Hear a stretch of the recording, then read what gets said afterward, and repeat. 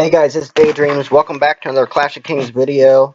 Today we're going to do the troop composition for the level 22 castles. I know most of you guys have level 22 castles, and if you do not have a level 22 castle, don't worry, because this week I will be doing your castle level. I'll do every castle level this week. I'm going to try to do 2 a day, and this one is for a level 22 castle, and I know most of you have level 22s or 19s, so I'll start with those.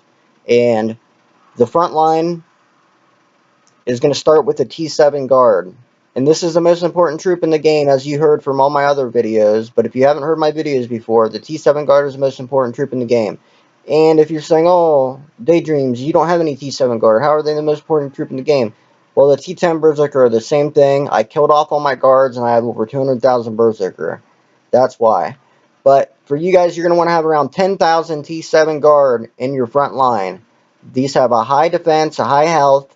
They're going to take the brunt of the punishment for the rest of your troops, so less of your other troops don't die, like your pikemen and your archers and your horses.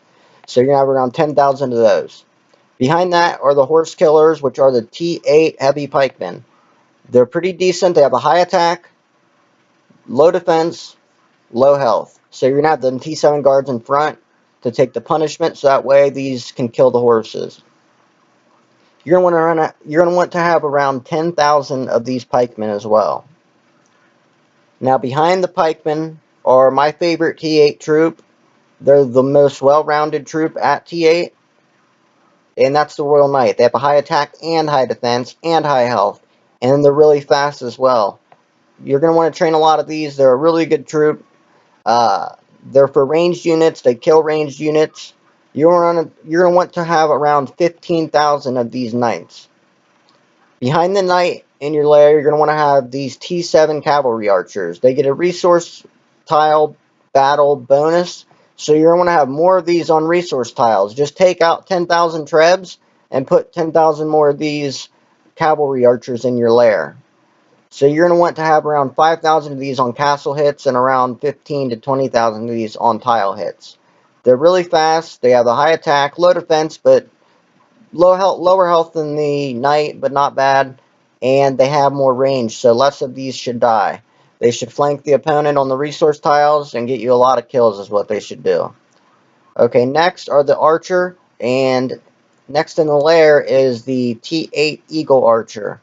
It's a decent archer. It's actually a pikeman killer. It's a defensive unit, but you're going to have some of these in your offensive lair as well, because they still do the job. You're going to want to have around 5,000 of these in your lair. And as you can see, they have decent health, good defense, decent attack, but the range is 5. It's not as far as the crossbow, so that's why they're closer up in the lair. They kill the pikemen. And then next in the lair is the heavy crossbow. These, you're going to want to have around 5,000 of these as well. They have a high attack, but they still have a decent defense, and they get a bonus on defense as well, which helps. As you can see, they get attack bonus during a defense. But they have more range. They have 8 range, and the Eagle Archer only has 5 range. But you're also going to want to have around 5,000 of these in your lair. So make sure you put those in there as well. As you can see, I still have some of both. That's because they should not die if you lair properly. Or they should die less, I should say. Okay, next in your lair is going to be a very strong unit, and one that is the strongest unit for the T8 22 castle lair, and that's the T8 Trebuchet. You're going to want to have around 20,000 of these in your lair. They have a 98 attack, but they still have a decent defense at 44. They have decent health, but not that great. But they're a ranged unit. They have 10 range, so they're behind all your other troops. They should not die.